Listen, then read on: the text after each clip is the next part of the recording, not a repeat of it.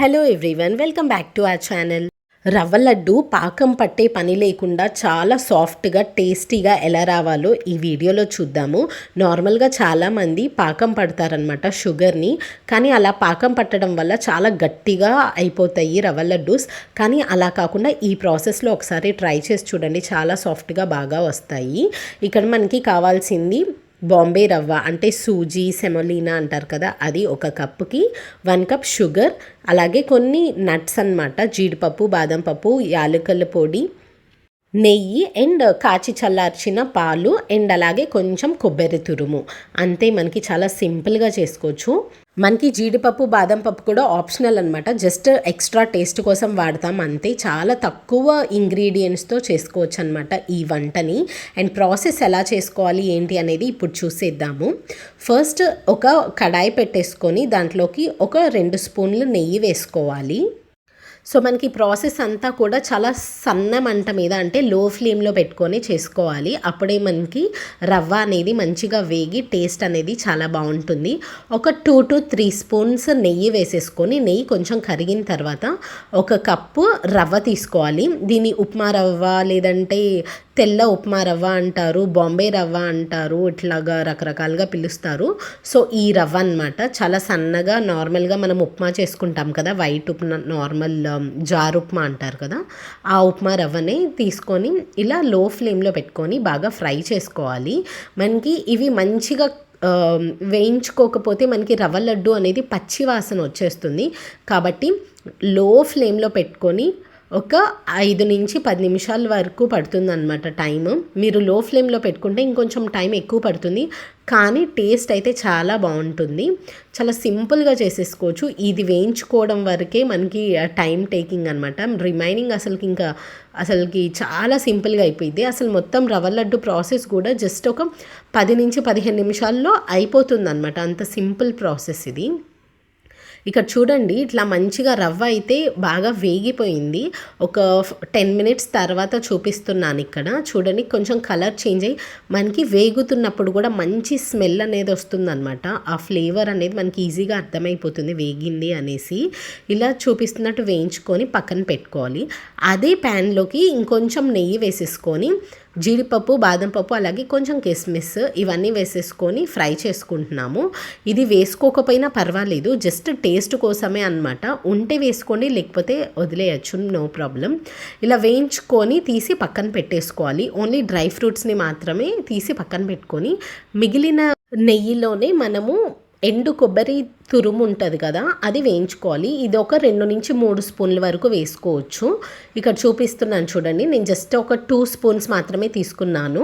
And దీన్ని కూడా లో ఫ్లేమ్లో మంచిగా వేయించుకోవాలి. ఇది ఎండు కొబ్బరే అనమాట. ఎండు కొబ్బరి కాబట్టి మనకి నిలువ కూడా ఉంటుంది, రవ్వ లడ్డూస్ కూడా నిలువ ఉంటాయి అన్నమాట.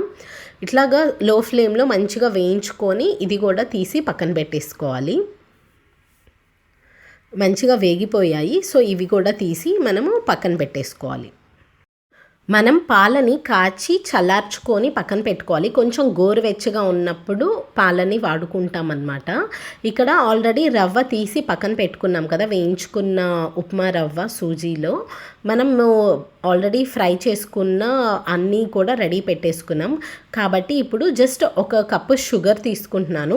దీన్ని మిక్సీకి వేయాల్సిన అవసరం లేదు. షుగర్ని యాజ్ ఇట్ ఈజ్, అంటే నార్మల్గానే 1 కప్పు షుగర్ తీసేసి రవ్వలోకి వేసేసుకోవాలన్నమాట.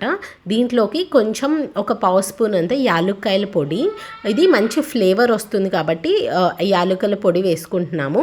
అండ్ అలాగే కొంచెం వేయించుకున్న ఎండు కొబ్బరి తురుము, అండ్ అలాగే ఫ్రై చేసి తీసి పెట్టుకున్న డ్రై ఫ్రూట్స్, అంటే జీడిపప్పు, బాదం పప్పు, అండ్ అలాగే కొంచెం కిస్మిస్, ఇవి కూడా వేసేసుకొని ఒకసారి మిక్స్ చేసుకోండి. మనకి రవ్వ అనేది కొంచెం వేడిగా ఉంటుంది కదా, ఒకసారి గరిటెతో కలుపుకొని కొంచెం వామ్ అయిన తర్వాత మనం హ్యాండ్తో కూడా మిక్స్ చేసేసుకోవచ్చు ఇంక ఈజీగా.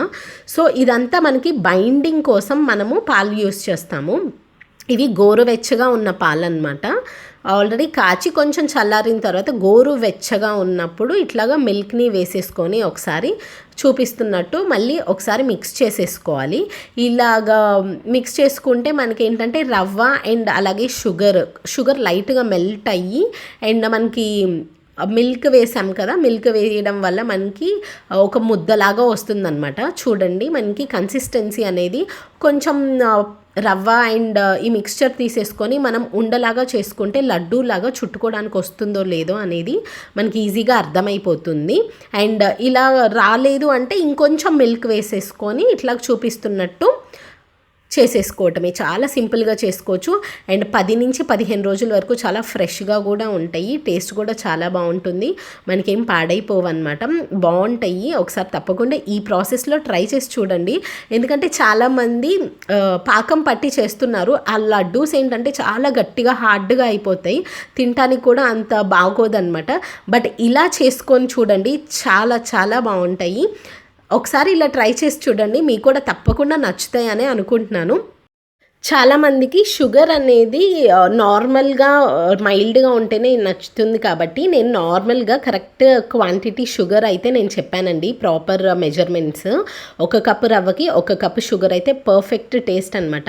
కానీ చాలామంది ఏంటంటే స్వీట్నెస్ ఎక్కువ తినే వాళ్ళు కూడా ఉంటారు, లైక్ కొంతమందికి ఎక్కువ తీపిగా ఉంటేనే నచ్చుతుంది కదా.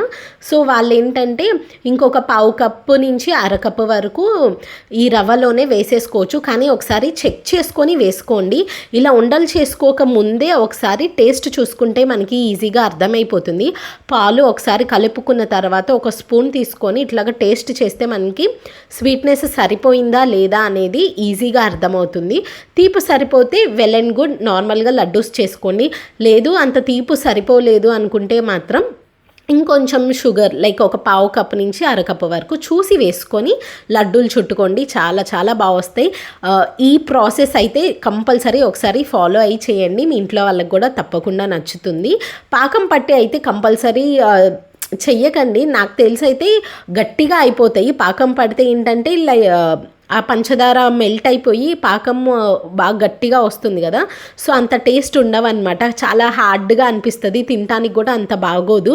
కానీ ఈ ప్రాసెస్లో చేసుకున్న రవ్వ లడ్డూలు అయితే చాలా చాలా మెత్తగా చాలా బాగుంటాయి.